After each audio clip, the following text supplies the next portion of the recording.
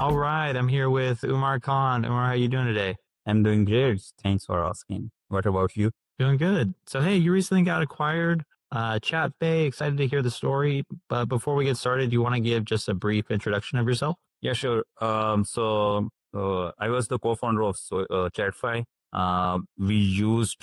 So we started building our first product back when we were in the fourth semester of our university. And the first product is Social Boot, that is social media management and automation platform. Later on, we built another product, and the ChatFAI is our third product, and that recently got acquired on acquire.com. I really appreciate you and your team for connecting the buyers and sellers, and it's a great platform. And especially I thanks to you for offering the help throughout this journey. Right on. Do you want to go over what was ChatFAI? What problem did it solve? What did it do? Let's start there. Yeah, so basically, you can create any AI character and talk to that character through ChatFAI. So how we started basically, we all are the anime lovers, right? So there are four co-founders, including me, and we are all anime lovers, and we used to watch animes. And then we decided one day, why not build a character that people will love to talk? So we had a Facebook page, and that is a fan page of a anime character Goku. So people used to send message to that fan page and expect the character to respond to them. So someday we decided to integrate OpenAI with that Facebook page. So whenever there is a message, the reply will be get from the OpenAI to that as a reply. So we started, a lot of people started interacting with that character, and it was just a Facebook page or a messaging part. So then we decided this is just one character of an anime. There will be a lot of other characters that people love to talk about, and it can be a historian person, a celebrity, or any person from any movie or series. So we expand the capability, and we decided to build a platform where people can create and talk to AI characters, plus share them with the community as well. So we built ChatFi, and it was a weekend project. We just worked on the weekends, and after some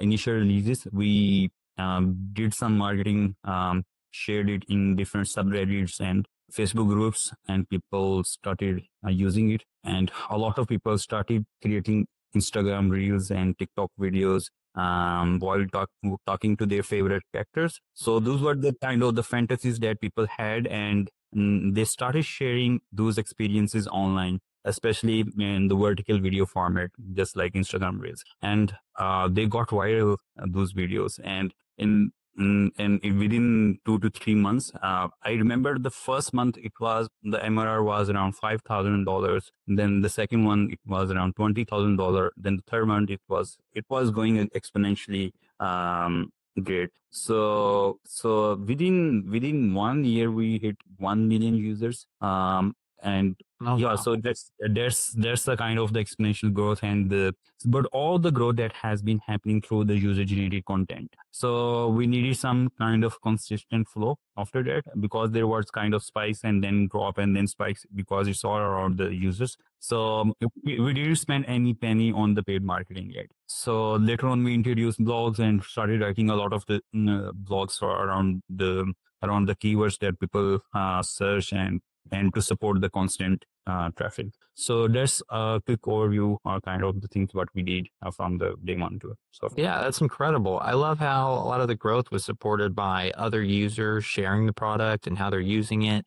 Did you do anything to support that, or did it all just happen naturally and organically? so we just so it requires some initial push. Initial push was through the Reddit, and that I told. So there are a lot of Reddits, right? So there is a Reddit for almost every character of any movie or season, or you can say any anime, etc. And there are, you can say, celebrity based subreddits as well. So whenever a people create a character, they can usually go to any subreddit and share the screenshot of the chat with that character in that subreddit. And before users, we also did that in different subreddits, and also ask people to try it out and give us feedback.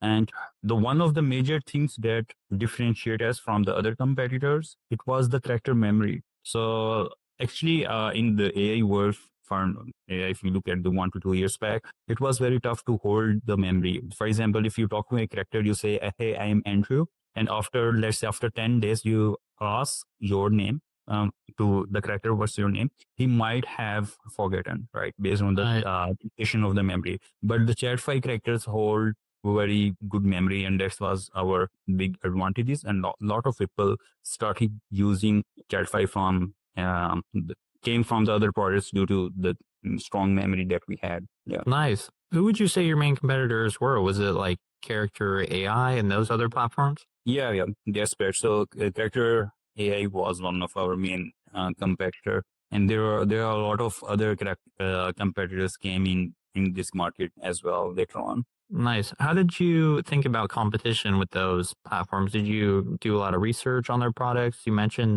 memory. I think that's super smart. Was there anything else that you did to differentiate or stand out? Yeah. So okay. So I think we figured out the one of the main crucial part of the differentiation. Actually, you can talk to any character. You can simply ask AI to act like that character, and you can have the conversation. But after, let's say, exchanging 10 different messages, it might have lost the memory, or it cannot recall the previous message that you sent at the very beginning. So that was a very common problem, and also the competitors were also facing that, because we used to look into the subreddits of the competitors as well, what people are talking about and their experiences. So we cracked that part to our secret sauce, kind of. So Smart. yeah, so that's where we've also put a lot of personal marketing efforts on the Reddit by highlighting that part,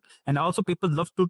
Okay, so the only crux between you and me is, you know me, let's say, I think 1 year ago, and I know almost every kind of the conversation that we have together. So there's the same experience people want from the AI character as well. They don't want to. Mm. So yeah, so that was the biggest differentiation and the important part of making this story very big success for us. That makes a ton of sense. What was the business model? What was the pricing model? So we used to have a free plan, and then it started, and then there were two plans. I think starting from $29 and then $59, I think. And then we used to have credit messages as well, so people can buy, let's say, 1,000 credits, message credits for $7. So it was kind of multiple stuff.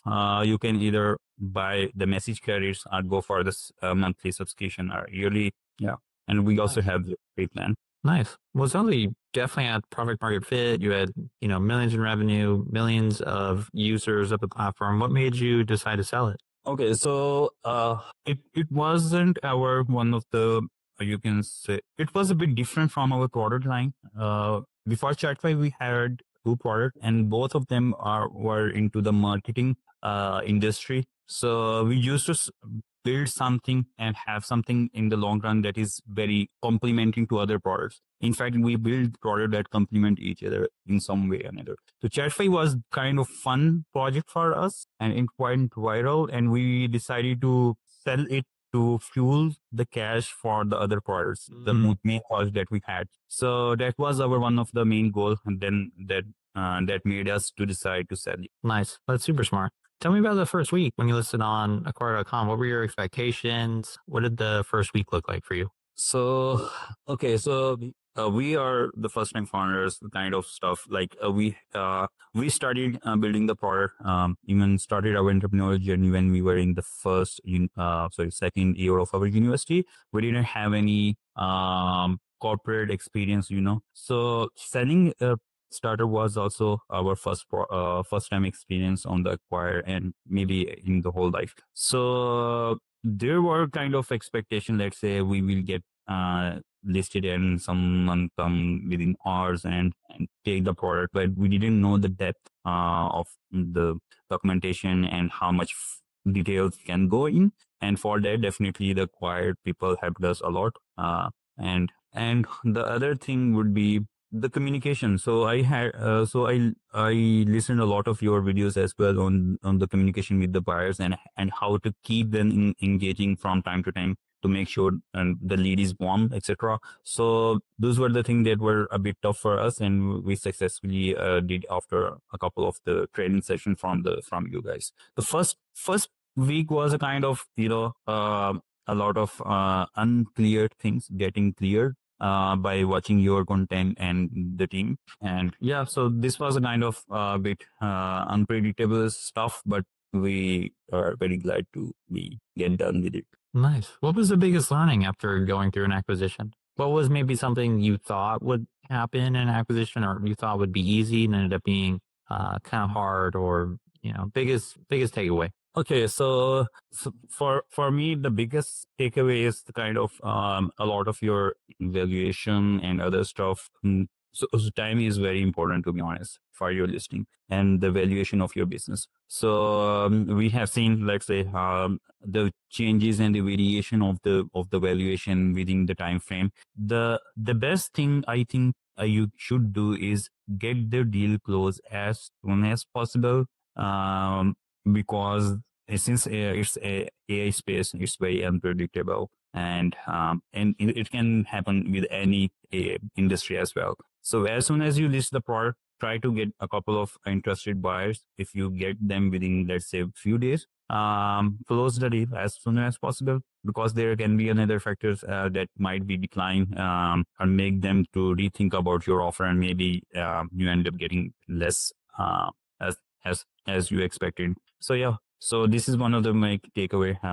Yeah, they say time kills deals. Moving fast is the name of the game with acquisitions. How was Yeah, due diligence? so the due diligence was kind of fast, but sometimes there were unpredictability. For example, we didn't know how the money will flow. We didn't know how much detailed or time period of the transferring the assets will be. So thanks to my fellows as well. They have prepared a lot of stuff beforehand. Like all the excess transfer was ready, and the polywires is self built in a way that it can be transferred to anyone within a day. So, but there were a lot of challenges from the buyer side as well. Like they have to register the company first, and then they have to transfer the money based on that a company account. And those were the stuff that took some time, but it was good. Went good.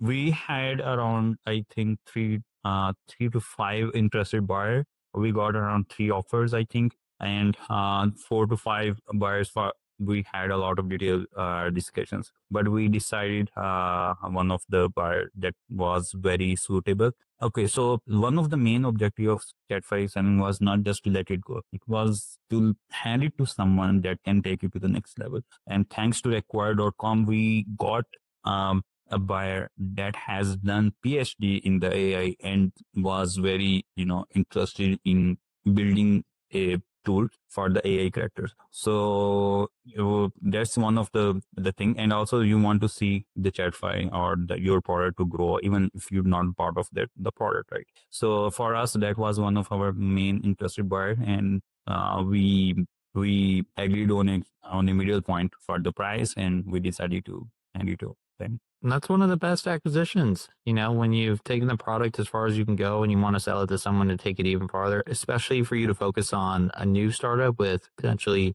more upside or something you're more passionate about. So bravo on that.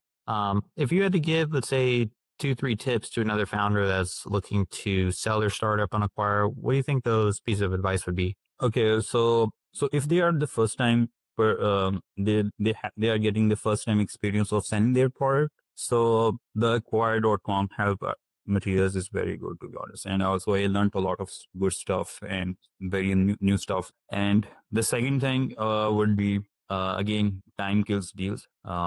If you're getting very close to what you were expecting, get it done. And also try to build a product that is very easy to transfer, and get ready things done before even the due diligence process started, because you at the end of the day you have to transfer the assets, right? So be prepared yourself so that there is very less time between the agreement and the closing of the deal. And I think these are the things that I would love to share with them. Yeah. Yeah, that's great advice. Having all of your accounts separate, not having like your AWS account mixed with 4 other different startups or projects just makes everything's so much smoother when you get to due diligence and the transfer stage. So great advice there. What are you working on next? Umar, what's next for you? Okay, so after the acquisition, we have decided to put a good percentage of the amount to the as an investment to our current products. So we are going to try multiple experiments, and especially regarding the marketing of this product. So again, the one of the product is social good, that is social media management and automation platform. So that will be our main focus for a couple of days, and in the meantime, we are going to try another build another product as well as this. Okay, so our approach is first try to build a project that is side project and that is kind of complement to the main product, and let's see how it comes out slowly. Not so you as a founder you have a limited time, right? So you cannot put everything into the new thing that you are building. So you have to maintain the main one as well. So that's kind of our way of doing this stuff. So we are going to build another product that is kind of the complementing and more automation oriented. And then the the social blue is one of the main product that we're going to invest and scale it to the bigger level. Yeah. Nice. Love it. I'm excited to see where you go, man. For those that want to, learn more about your story or follow you online, where's the best place to find you? Yep. So they can find me on LinkedIn and Instagram as well. So I'm available on almost all the social platforms. So my handle is Hey Umar Khan, HEYUMARKHAN. Right on. I'll put that in the show notes. Well, Umar, thanks so much for coming on the podcast. Congrats again on the acquisition, and excited to see you keep building. Thanks to you and your team as well.